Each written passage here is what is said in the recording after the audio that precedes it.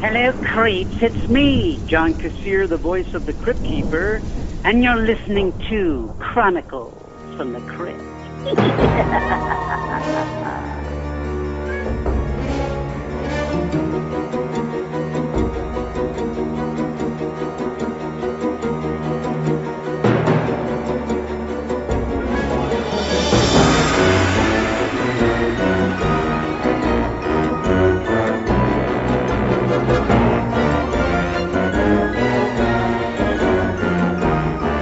Hello there, I'm Casualty Chris. And this is Father Malone. And we are the hosts of Chronicles from the Crypt, a twice-a-month look at the cult horror anthology series Tales from the Crypt that aired originally on HBO from 1989 to 1996.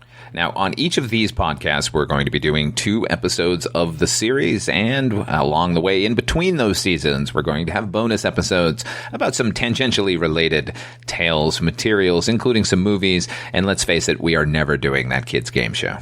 We're gonna do it, but we'll probably just be like, "It's bad." Oh wait, we already did that last episode. I think we've done it every single episode. I think we've already reviewed it. It's garbage. Yeah, it's like a 10-second review on each episode. It adds up to like a 3-minute review.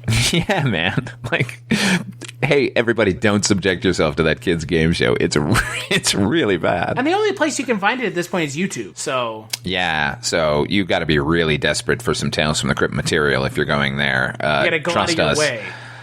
Yeah, don't go out of your way. I would rather you go out of your way and watch some of the worst episodes of the TV series than go watch that show. To be fair, though, as much as we might be deriding YouTube, YouTube is a great place to watch stuff that has never been released on DVD.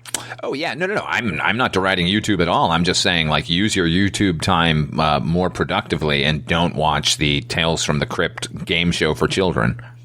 I like how you have to add the Tales from the Crypt game show for children. Wouldn't it have been great if there was a Tales from the Crypt game show for adults and it was essentially just Fear Factor? Yeah, I would be down. There was not Fear Factor. There was a show. I think we've actually talked about it where they had this like insane millionaire character like in his mansion, and you had to perform all these crazy like horror related tasks in order to like get away with his money, and he would like cackle and like urge you to lose. It was actually really good. I know what you're talking about, but I've never seen it. But we have talked about it. I think we talked about it when I was in Vegas. Yeah, I think it was while we were discussing the kids' game show, as a matter of fact, because I think that's a way to do the show, and it could have been done right, where look, it's Tales from the Crypt. It's really not for kids, even though it was a comic book back in the day.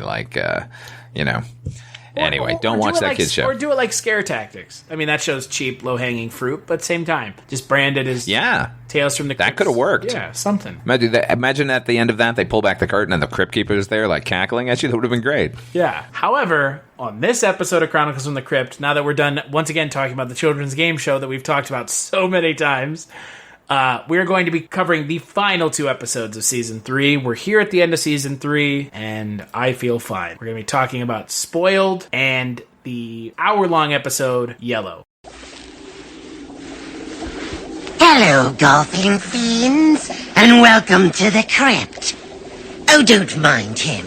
That's just my caddy, Juan. He got me teed off while I was playing around, so I shot a hole in Juan. Which brings to mind the young woman in tonight's tale. She's also playing around, except that her game isn't golf. It's love. I call this disgusting drama Spoiled. So Spoiled aired August 21st, 1991, a little under 28 years ago now. Wow. Is that right? 28 years ago? Yeah. Yeah. Good Lord. It's directed by Andy Wolk. The screenplay is by Connie Johnson and Doug Ronning. It stars Faye Grant, Alan Rachins, who we do have an interview with, Anita Morris, and everyone's favorite Thunder from Down Under, Anthony LaPaglia. So... you left out Annabelle Gurwitch, who is fantastic. Yeah, sorry, you're right. That was because I was just enamored with Anthony LaPaglia. Playing Abel, of course. Who isn't? Abel with the cable. Oh, boy. Wow. I like this episode a lot until the ending, which feels so dorky. And so it's not... the way the ending is shot, not great.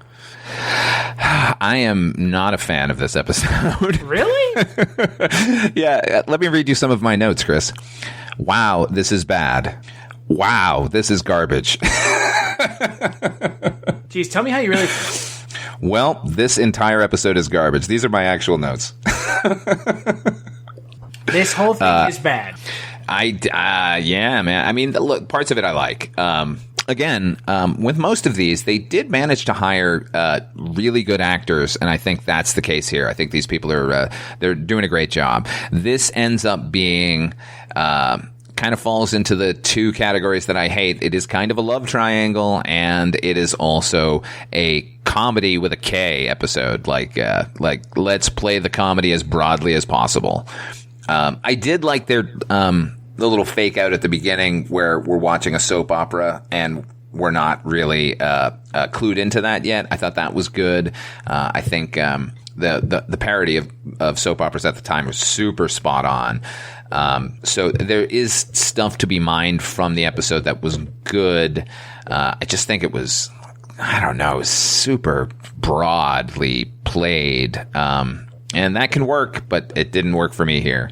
I like a lot of it. Like I said, I really do like this episode. I can understand your criticism about the comedy being played too broadly, but at the same time, the episode is juxtaposed against this like soap opera that's going on. So it kind of works in a way, right? Because they're juxtaposing it that way. Yeah. At the same time, like, you know, there are ways to parody soap operas. I think Twin Peaks was a great example at the exact same time where they even had a parody on their own thing. What was the show within the show called? Something of Love? Yeah, something like forget. That. Yeah. Where they're using the television version on the show as a comment on the show that you're watching. But if you play your version straight, then it becomes funnier, at least for me. I mean, this is maybe just subjective. But, you know, the show that they're watching is a total joke, and then they're playing their drama as like, ha ha ha, what a rib tickler, like, kind of slapping those knees funny. Like, and it, I don't know. I hate the tones of most of the comedy episodes on the show. Like, it always feels to me, and I've probably made this criticism before, it feels like people who are not interested in horror getting a job on a horror show and then just sort of doing what they want. And just did not work for me in this case. Also, it is nearly impossible to be sexy in the early 90s with the clothing that they were given. Like, we have this frustrated housewife who is, she keeps trying to get her husband to have sex with her, but like the methods that she's using, like when she first sort of like tries, she's wearing these like giant baggy shorts belted at the waist and some ugly blouse, and I'm just like, yeah, I wouldn't want to have sex with you either. Yeah, but Abel with the Cable did. Oh, but Abel with the Cable did because that's what he does. Also, this was the punniest episode of all time. Oh my God, right? It was a pun machine, dude. Like, I was just like, please don't. No, don't. Oh, okay. No, don't do it again. Oh, okay, they did it again. Give me some of that Cable, Abel. Oh, Jesus. He's here to fix our equipment. Yes, that's right. Where's your box? He needs to stick put the male and the female connector together. Oh my God. Call me anytime. I will service you day or night. Like, ugh. I mean, let's be honest here. I would call Anthony LaPaglia day or night to get him to service me. He's great in this episode, though. He's great. Oh, he's real good. Yeah, I like him a lot. But let's also be honest. Anthony LaPaglia not given much to do recently. No, he was in that garbage Annabelle movie 2 years ago. That Annabelle the Beginning, I think. That's the last thing I saw him in. Annabelle Creation. Creation, yeah, there you go. Oof. Boy, he's good in it, but that movie is not good. You know what? He sticks out in my mind. Innocent Blood. Empire Records. Empire. Oh, yeah, he's good in that movie, man. Yeah, he plays Joe, like the shop owner. He's good. He's a decent fella in that film. But, giving his thieving employees another chance. Yeah. But, yeah, other than that, hadn't done much recently, which is unfortunate, because I actually like him a lot. Interesting actor. Makes good choices, and I'm sure, like you, maybe, like, shocked when I found out he was Australian. I just assumed he was an American for all the American accents he's able to do very, very well. But then Australians seem to be able to do an American accent much better than, say, an English person. I was about to say, Chris Hemsworth does a pretty decent American accent. Dacre Montgomery, the guy on Stranger Things, does a amazing American accent. Really good. Like, again, shocked that he's not an American. Yeah, like if I just blew your mind that Billy on Stranger Things is Australian, you're probably not the only one. No, I think we all were when we find that out. Yeah, he's good. Yeah, I do not understand that sort of dichotomy that English people just can't get it. Like they just can't sink their teeth into it. They like trying to overpronounce the R's, maybe like hello there. I'm an American from Oklahoma. Like, they add R's to everything, but, like, Australians just seem to... Now you just sound like Homer Simpson. I know, but, that's... watch any English actor attempt it. Deep cut Homer Simpson on the Tracy Ullman Show. Yeah, there you go. Let's go out for frosty chocolate milkshakes. Yeah, hey, I'm doing a comic book character accent here. Let's play it as broadly as possible.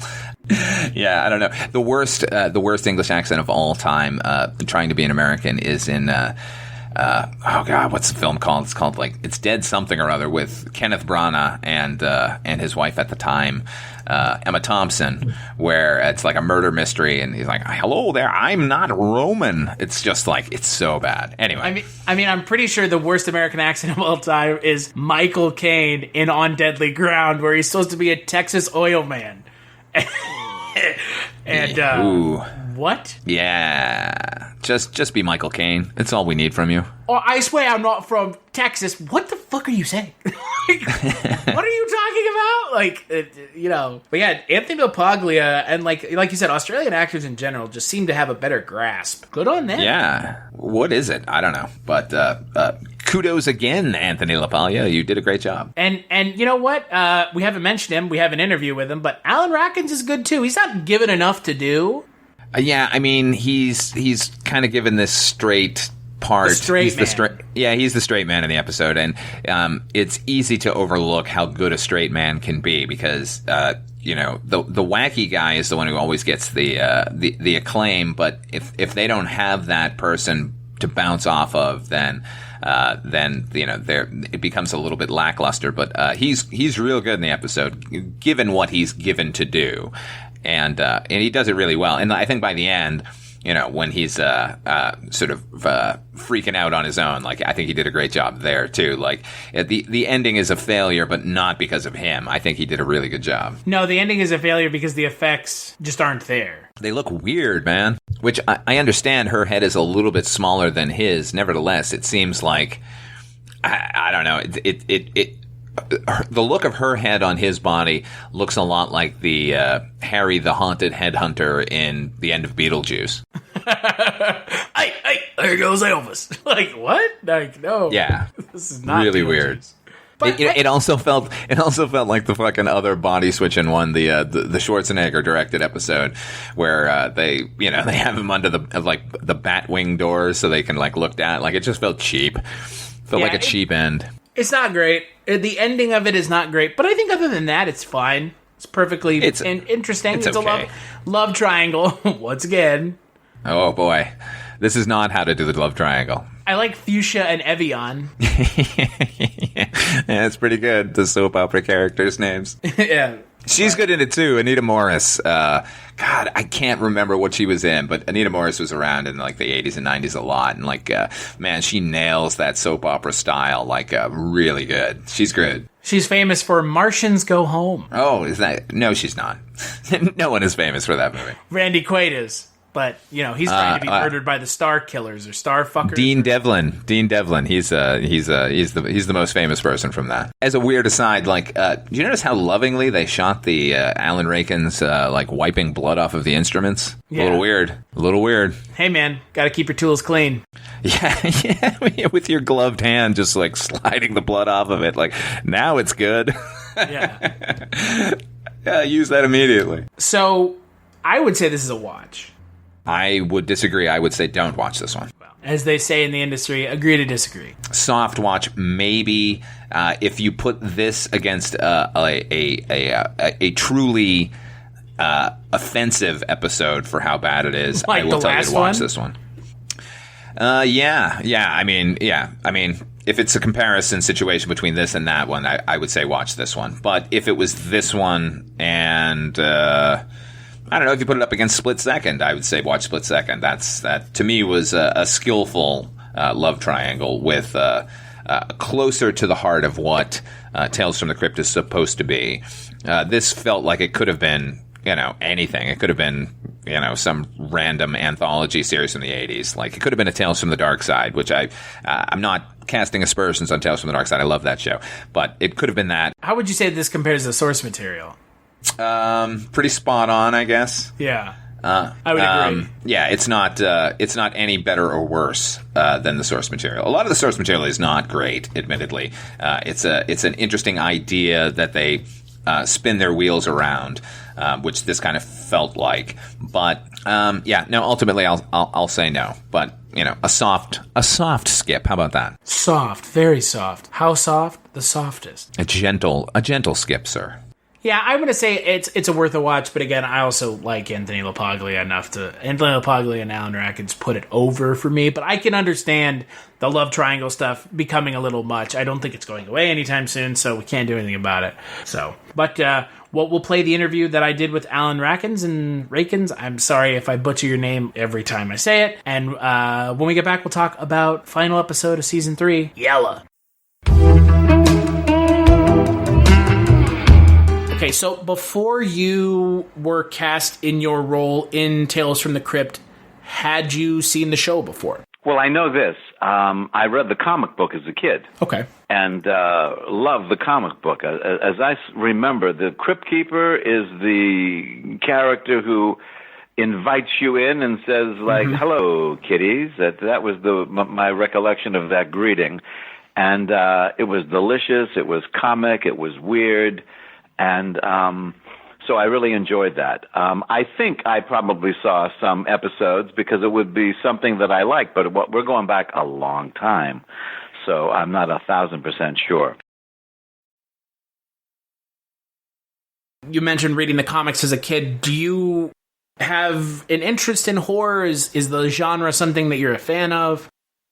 Well, that was sort of a mixture of horror and comedy. It had a particular sort of sensibility, and that sensibility fit right in with me.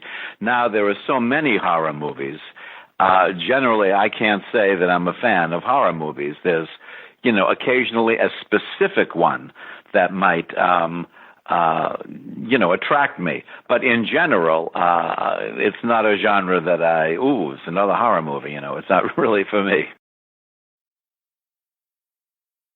Like, for instance, let me just say, in the 50s, there was The House of Wax with Vincent Price. Now, I think that was called a horror movie. I'm not quite sure. I think it was, and I love that movie. But it had other elements in it, so it wasn't just about the horror, And, I think horror is a very polarizing genre for a lot of folks. So there's not like a middle ground either. So you either like it or you don't. Well, the other thing about it is that there are so many things that fit into the category. So there's a number of things that I could say, gee, I like those 4 things over there or that one over there. So, not to dismiss everything that falls into the category.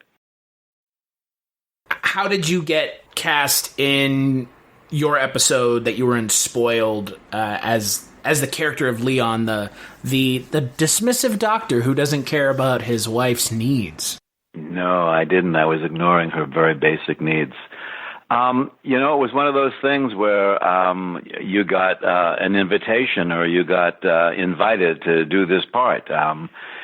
And those are lovely. I mean, sometimes you have to audition for things, and then there you are competing against you-know-who, and there you are. But here it was just... we have this part for you. And I think I had worked with Andy before on an episode of L.A. Law, and another episode or two that I've done with him. I don't know which order there was, but there was something I had done with him prior to this. So maybe that made him comfortable with me as well. And so kind of, talk a little bit about, working with Faye Grant, working a little bit. I mean, you didn't really share a whole lot of scenes with Anthony LaPaglia, but kind of talk a little bit about kind of working with the two of them. Well, Faye, actually I worked with her twice because she was my wife in this, and then later on I went up to Canada and did some movie where Faye was my wife again. And I think we got along better as far as characters go in the second one. She was a lovely person, and we sort of connected and talked, and we wound up having dinner a number of times because that's just how the schedule worked, end of the day, time for dinner, but you're coming back after dinner. So, sweet, attractive, and I had sort of some familiarity with her beforehand, and just in terms of knowing about her, and it was great to work with her. This group, this company that made these things, I mean, they had the luxury kind of picking anyone they want, pretty much. But I mean, directors, actors, because it was going to be a short time investment, and there was a certain amount of creativity that you got to do for a story like this. And so those two things together, to be creative and to have a short time investment, I mean, gives a lot of people. It's very appealing. It's very attractive. So, and also, let me just talk about the production facility. It was up this steep driveway, and there was this huge space that you walked into that was very exciting, and there was hammering and stuff going on because they were tearing down the set from the one they just did. They were furnishing the set of the one they're about to do, and they were building the set of the one that comes after that. And so it was just a great feeling of being in this little creative cocoon and being like an old-fashioned movie studio because so much is going on, and there were terrific people there. Well, I mean, you mentioned the kind of the powers behind the show. I mean, Zemeckis, Walter Hill, Richard Donner. I mean, pretty big names for the time, and still, I mean, some of them maybe not so much to kind of modern audiences, but I mean, at the time, I mean, you could not have gotten a bigger group of people to kind of throw their weight behind a TV show. Completely. I totally agree. I mean, both of them, the guys you just mentioned, Walter Hill, incredible films, and Richard Donner, I mean, The Charming Superman will live forever. It's such a lovely movie. And also, when I think of, Walter Hill, I think of The Warriors. Yeah, me too. Well, I mean, he was pretty, had a string there of films in the 80s, action films that were just, I mean, you couldn't get any better. Totally. Than Walter Hill. Mm-hmm.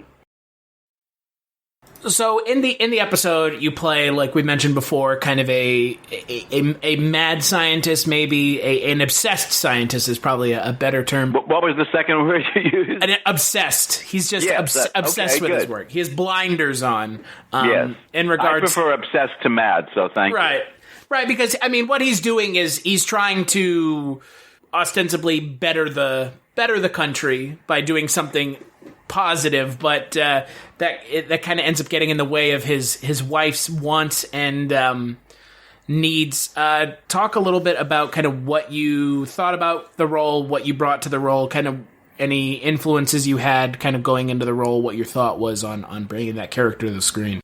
Well, the disadvantage that I'm in is that it was a long time ago. You probably know how many years ago it was, right? I can't say that immediately. 35? It aired in 1991. Okay. It was a while ago. So, I mean, I have something as mundane as the fact that I think I wore my hairpiece in that particular story, and so that gave me a chance to feel like, oh, I'm doing something different. I'm presenting myself in a different way. That's always appealing, and it was fun. It was something that was just a lot of fun, and I had an immediate sense of just enjoying it. It's not really the kind of thing where I start to do a lot of research about scientists who do research on animals and what their sensibilities are like. It's just that you read the script and you got a sense of, I think I can do this, and then there's just playing off the other actors because Faye was delicious, and it was kind of like that.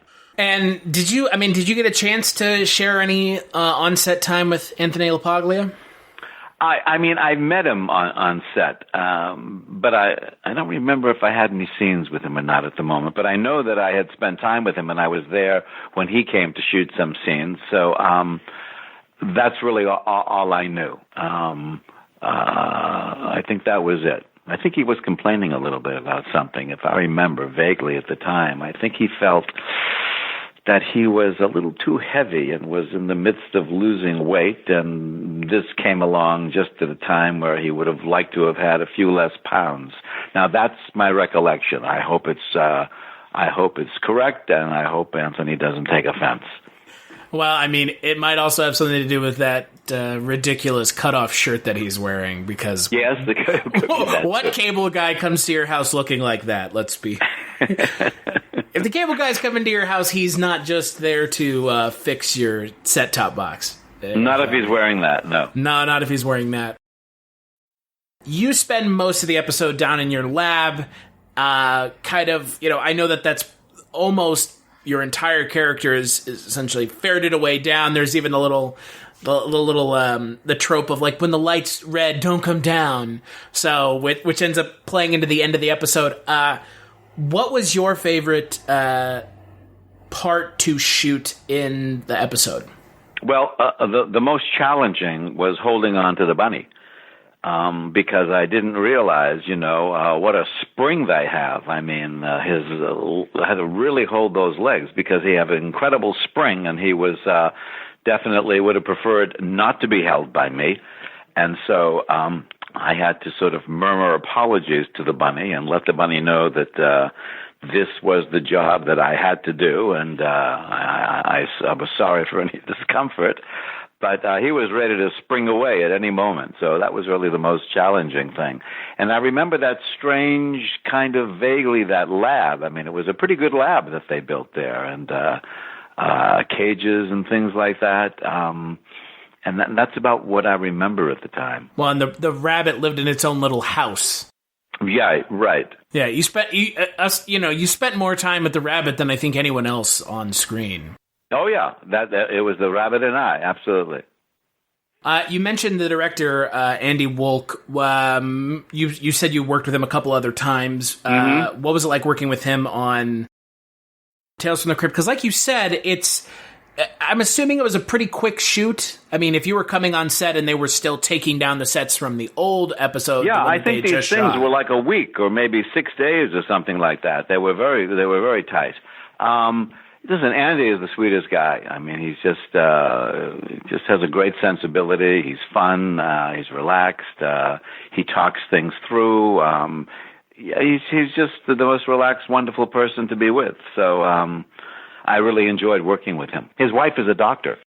And he's a director, so there you go. And he's a director, yeah. Yeah. So maybe he knows about obsessed doctors in basements with rabbits. Who knows? Maybe he does. Yeah. It would be an insight into his marriage that I don't know anything about, but possibly. Well, and I do also appreciate that one half of the writing credit for this episode was a female writer, which is pretty great. Because, I mean, again, it feels like it does have that sensibility to it. I mean, it's a very female-centric episode. I mean, I know the male character ends up getting this kind of... He gets his revenge. I guess... Right. So, as someone who was on set, was in the episode, how do you feel about the ending where they have their heads swapped? And also, what was it like shooting that ending on set? Now, let's see. Gee, this is going back now. So that obviously has to be a special effect that they did. It was a special effect, all right. Emphasis on the special. Yes. I think I was a little... My recollection, again, it's just going way back, is that it was a little abrupt. Yes. I mean, that was the ending. That was the tag. That's what it was going to be. But I think it was a little abrupt, as I remember. And I felt... I don't even know if I'm being accurate because it was so long ago. A little shortchanged with the ending. But, I mean, that was the ending. That was the way the story went. That was the whole point of it. And my apologies to Faye and Anthony. Well, they did you dirty, so you swapped their heads. Absolutely. You know what? It was a righteous thing to do. Now that you say that. But Totally. I mean, you're completely right. You know, the ending is, and that's kind of the issue with some of the Tales from the Crypt episodes. Sometimes they spend a lot of time building up the characters, like they do in this episode, and then the ending just, you know, it feels like 5 minutes. Of just, and then you chloroform them, and then you swap their heads, and there you go. Right, right. So it's kind of unfortunate, but at the same time, it's kind of a righteous ending for your character to swap their heads, and then some special effects. Yes, perfect Tales of the Crypt ending. Yeah, exactly. It's got that little stinger right at the end. Mm-hmm. So once you were done with the episode, did you end up watching the episode when it aired? Did you? Oh yeah, I definitely watched the episode when it aired. I mean, I thoroughly enjoyed doing it, and everything about it. I like the people. I like being invited to do it and not having to audition. The whole thing was just a fun, easy, super thing to do, and I definitely watched the episode. My son was less impressed with it than I was, but I thoroughly enjoyed it. Why was he less impressed? Well, he was younger, and, you know, he had sort of a cynical attitude about a lot of things at that time, and, you know, I'm surprised. I'm glad he didn't go on a campaign for, you know, equal rights for the bunny, but, you know, he was a little bit offended by, you know, the exploitation of the animal. He's an animal lover, and he was young, so he had a whole different take on it than most older and adult people would have.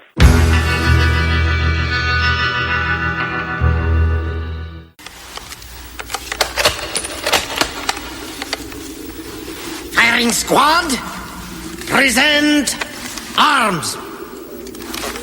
Hello, creeps. I was just about to fire off tonight's Dead Time story. It's about a young soldier who doesn't want to be in the army anymore. I can't imagine why not. I mean, war's a great equal opportunity destroyer.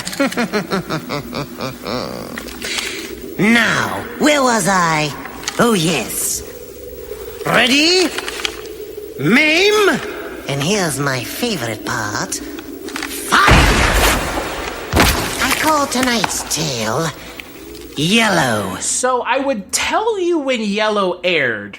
But it's a lie. But that's a lie. That is a complicated story. Similarly to Yellow. So, for those of you that don't know about Yellow, Yellow was originally part of Two-Fisted Tales, which is another comic book from EC that was a war comic. However... yeah, I mean, it was mainly war, but, you know, sure, westerns and war. pirate tales and Sure. just any sort of machismo, like, related stories. Not necessarily predicated on a twist. You took the word right out of my head when you said machismo. And so what they did was they took William Sadler, a.k.a. the man who was death, and they put him in the Crypt Keeper role as Mr. Rush. However, as great of an idea as that sounds, it does not work at all because he is just screaming at the screen. I know, and I loved it. I mean, let me just say, it's good in like a so bad it's good way. It's not good, but you know what I mean? Like, it's not good, but it's not like, oh shit, this is awful. It's just really cheeseball. I don't know, man. I really liked it. I mean, I like it, but I'm not going to say it's good. Like, I'll say I like it, but it's not good. Like, it's not good. I don't know how it would have played out had it actually gone to series. I mean, this is their attempt to get another series going on HBO based on the same sort of source material. So this was just like Tales from the Crypt had a pilot with 3 stories in it. This was the same. There was a Richard Donner story, which is a Western. There was a hot rodding story featuring Brad Pitt. And then there was this, the story Yellow. So, yeah, I think a little bit goes a long way with Mr. Rush's character. I don't know if, like, you're watching, 10, 12 episodes per season or something, like, it would have sustained, but Well, let's not kid ourselves. I mean, the Crypt Keeper was different at the beginning of Tales from the Crypt. Yeah, his sort of patter and, what worked and what didn't, they kind of hadn't figured out. So, yeah, that could have been what occurred here. They could have built a little bit more on this guy's mythology. That would have been interesting. But I gotta say, something about an angry Rod Serling-esque narrator to the series has not been done before or since. One who just seems clearly angry that you're there and trying to learn these stories from him. I don't know. That just tickles me to the core. I mean, again, I like it, but it's not great. It's real. Oh man, there was one where he says, "Come here, come closer, yeah, a little bit closer." And then he puts a shotgun into the camera and fires it. What is going on? It's so bonkers. I loved it. I don't know. But so it aired January 18th, 1992. This pilot did with Yellow, King of the Road, and Showdown. However, this segment, this episode, Yellow, which is a full-length episode taken from that pilot, aired August 28th, 1991. Yeah. Wait, when did the pilot actually air? The pilot aired on USA in 1992. 1992. Okay. Because I remember seeing it when it aired. Almost 8 months. 8 months after this aired. Wow. Huh. Which is weird. I mean, that's weird. It is weird to just put it out there. I wonder if there was some sort of contractual thing where they had to air it in some way or something in order to continue to hold the rights to Two-Fisted Tales. That might have been the scenario. You never know. Sort of backstage what's going on. But they took Yellow out, but they didn't take Showdown and King of the Road out until after the pilot bombed. Right. But no, honestly, I think the pilot had already bombed. Even though it aired. The way it's described on IMDb is that no interest, and then they took Showdown and King of the Road out. But yeah, I can't imagine that they didn't see it in the studio and we're just oh. Yeah, they definitely showed it to the HBO execs, and they were like, nope, we like Tales. We're just going to continue with that. We don't need to see this show. We don't want to put any money into this. This isn't the way we want to go. And rather than take a loss wholly on it, they figured they could just fold them into the Tales from the Crypt as it is. And they're not wrong. I mean, there's enough sort of irony and in some cases supernatural elements that at least with the Richard Donner one that it works, and they're certainly not as bad as some of the other straight ahead horror ones that we've received, but you can tell that they wanted to go out with a bang with this season maybe, and they're like, well, we've got this, it's an hour long, it's Robert Zemeckis, might as well throw it on out there. So let's talk about the episode. It has a Crypt Keeper intro outro. No Mr. Rush. So if you want to see Mr. Rush, go on YouTube. That's where it is. Oh, yeah. Definitely watch that. It's great. The episode has Kirk Douglas, Eric Douglas, Lance Henriksen, and Dan Aykroyd in it. Hell of a lineup, too, on top of everything else. It is a super weird lineup, but it's as if they decided to take all of my favorite people and put them in one hour-long episode, minus Eric Douglas. Yeah, Eric Douglas is... Yeah... There might be a reason he's not an actor. Well, he's also dead. I know that, but Are we saying just in general? Whilst alive, he did not pursue acting in any sort of appreciable way, or if he did, he didn't really get anywhere because, let's face it, talent ain't genetic. Was he not in The Golden Child? Golden Child? Was he? Oh, yeah, he might have been. But then, you can probably, based on the name, get a role... A lesser role, but it's, that gets your foot in the door, but you can only take that so far because then people see what you're actually capable of. But yeah, I think I do remember him in that. I was going to say, the Douglas family has had their fair share of moments with their family members. Mm-hmm. Michael Douglas's son... is in jail. Oh, they were in that movie, The Family Stone or something like that. It was all three of them. Yeah, but also, isn't Michael Douglas's son in jail? He might be. For drugs? Maybe. The nugget of trivia that I always love is that Kirk Douglas was born Igor Strakonich or some very, Eastern European name, changed his name to Kirk Douglas, and then wasn't Michael Keaton born Michael Douglas? Yeah, he was, and was not able to use the name Michael Douglas because a SAG already had Michael Douglas on the books. So he had to change to Michael Keaton. Yeah, even though it's not. The Douglas family is a made up name to begin with. It's a weird sort of Estevez Sheen situation. Which it's always a fun bit of trivia, but I like this episode. It's a little plodding. It's too long by half. Oh yeah, I mean, these episodes work because they're 30 minutes, not because they're an hour. But at the same time, you can see, I'm sure, Robert Zemeckis probably wanting to go like all out. Like, if we're going to do World War I, then I really want to do it. And I want to spend some time with these characters. And, and it was supposed to be the pilot for a show. So I'm sure that factored into it as well. Like, they wanted to show the scope with which that they could achieve. I'm not mad at the length of it. I think it's pretty enjoyable from beginning to end. Look, the liability here is Eric Douglas, who in a couple of scenes is real good, but overall just seems to be completely out of place. And he's only there because his last name is Douglas, and you have the dynamic between him and his father. I think some of the scenes between them feel a little unusual. A little bit like we're watching conversations that have probably occurred in their lives. And that's, I think, what they were banking on. But I don't know that his performance aids the episode at all. I think any other actor, even an unknown playing his son, could have made us feel for the guy a little bit more. The story is predicated that he's a coward. He's yellow, where he doesn't want to go out in the front line. He wants everyone to retreat. He doesn't want to be there.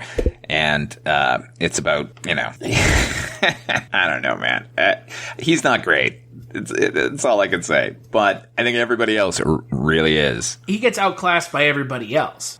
Yeah, I mean, look, put him in a room with his dad and Lance Henriksen and Dan Aykroyd, for Christ's sake, who, nobody plays a military guy better than Dan Aykroyd. Like, clearly he's got that weird, deep love of all things weird and military. And aliens. And aliens.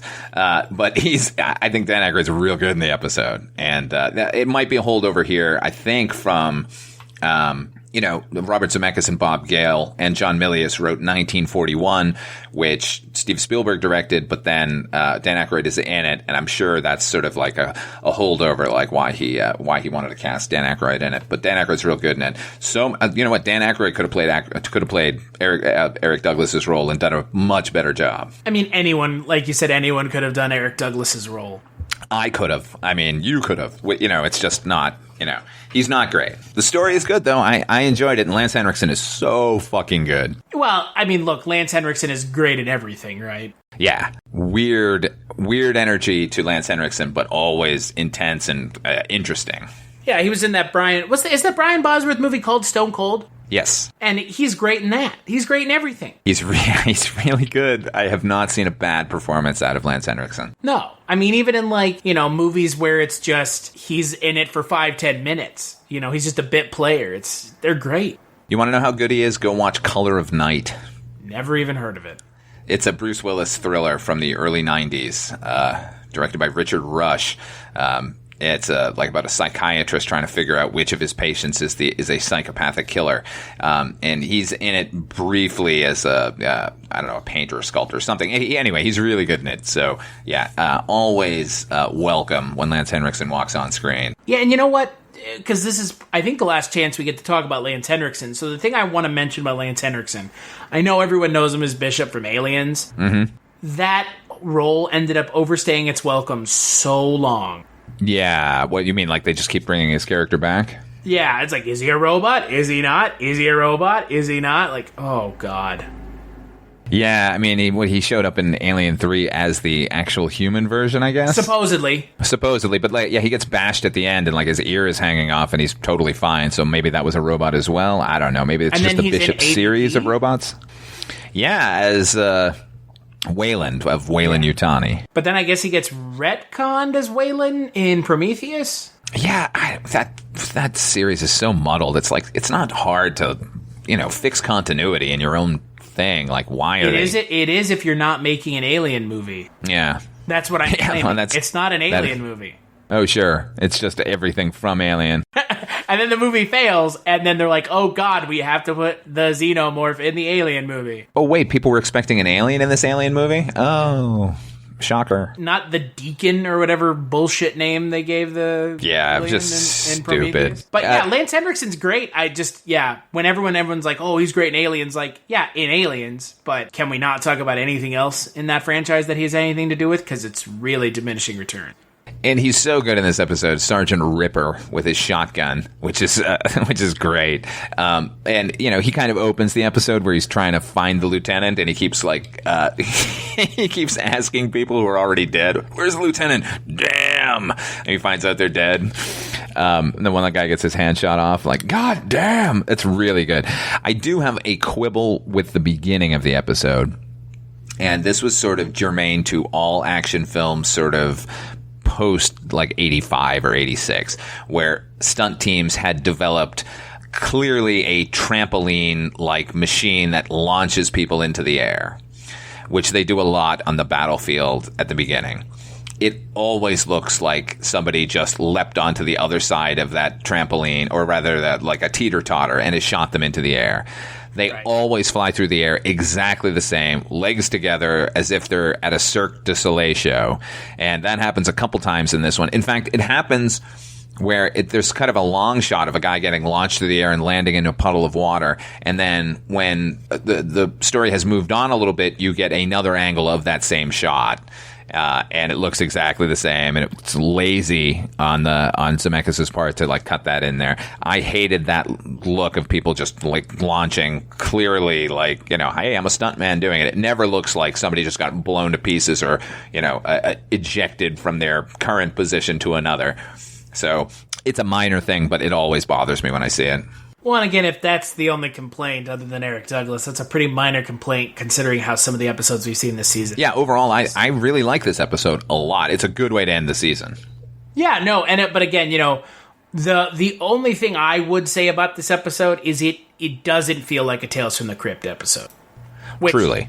Which is fine because it's technically not, but it does not feel like a Tales from the Crypt episode. So yeah, I mean, you know, it very much feels like something that was taken from something else and added to this show. Right, but you can do that because, I mean, how many Tales from the Crypt episodes are based on shock suspense stories? Like, well, that's not what many. I mean. That's not what I mean. I mean, just like the tone of this alone doesn't feel Tales from the Crypt. Oh yeah, no. This feels like a war movie. That there is not a whiff of the supernatural, but there's no thriller aspect to it. Like, you got to have one or the other if you want to call it a Tales. So that would be my only kind of criticism. But other than that, it's a great episode.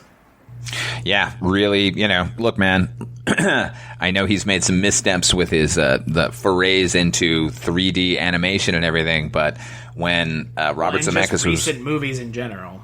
Yeah, you know, it's a shame because there was a level of darkness to Robert Zemeckis that is sorely lacking these days, but I think was sorely lacking from most filmmakers when he was coming up. There's always a, you know, what they call satire, the snarl behind the grin. Like, that is, to me, the definition of early Robert Zemeckis. Movies like Used Cars or 1941, perfect example. Like, that is a mean-spirited film, and, you know, he kind of got pigeonholed as kind of a family-friendly guy doing, you know, Back to the Future and Who Framed Roger Rabbit and everything, but there was always a level of darkness to him that I truly appreciate, and that's on display here, and, you know, it's missed, let's say. Yeah, it's a little, yeah, I would agree. And my point ultimately was, like, even at his worst, he is a massively skilled filmmaker. I agree with that. I've always said that, you know, he does something that astonishes me, where he can, just from a series of photos, whatever the set dressing is, tell you all you need to know about that character. Nobody does that better than him. He can pan around a room and you go, oh, okay, I know who lives here. Which is a rare talent, and you know, really speaks to a filmmaker who understands that it's a visual medium. Like, you know, scripts can be clever and the dialogue can be fantastic, but if the visuals don't match up, who gives a shit? Go watch a play.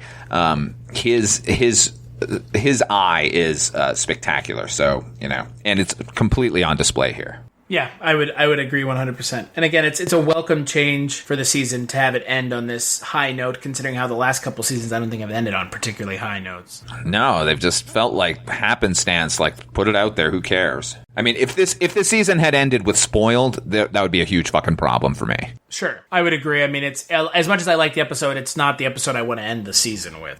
So I would say this is a watch. Oh, yeah. Yeah, for me too. What, like 100%. Like, watch this. It's great. So that's it. We are done with season 3. So as you know, two things that we do.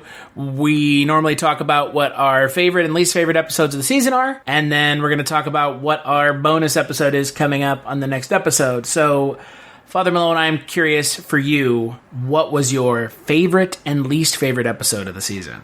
Oof. God, I've blocked a lot of them out. I think our answer for least favorite's going to be the same. Is it? What's yours? Dead Weight? Yeah, Dead Weight's real bad. Dead Weight is just, Dead Weight is completely irredeemable. Yeah, Dead Weight's really bad. Favorite? I don't know. I mean, I lean towards Abracadaver. I like that one. Christ.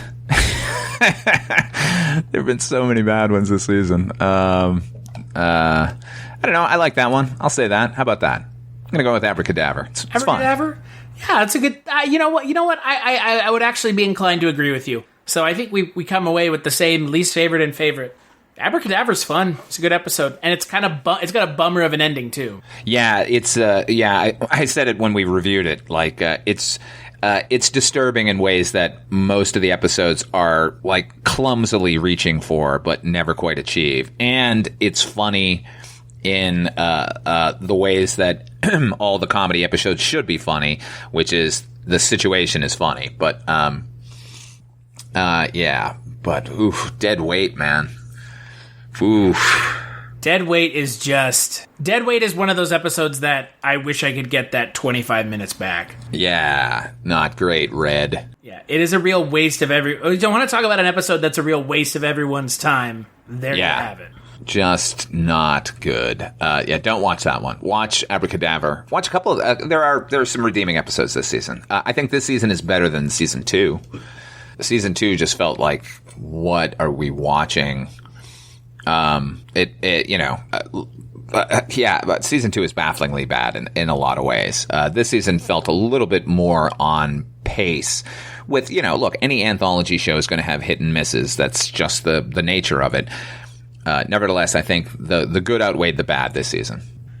Yeah, I would be inclined to agree. I would say that this is a more solid season than season 2, because season 2 had just some of the worst episodes we've seen. Season 2 is, for me, the love triangle season. Yeah, and the sad thing is, I don't remember it getting there that fast. Yeah, although season 2 does have one of my favorites. I think I'll put it up against Man Who Was Death, which was the, can't remember the name right now.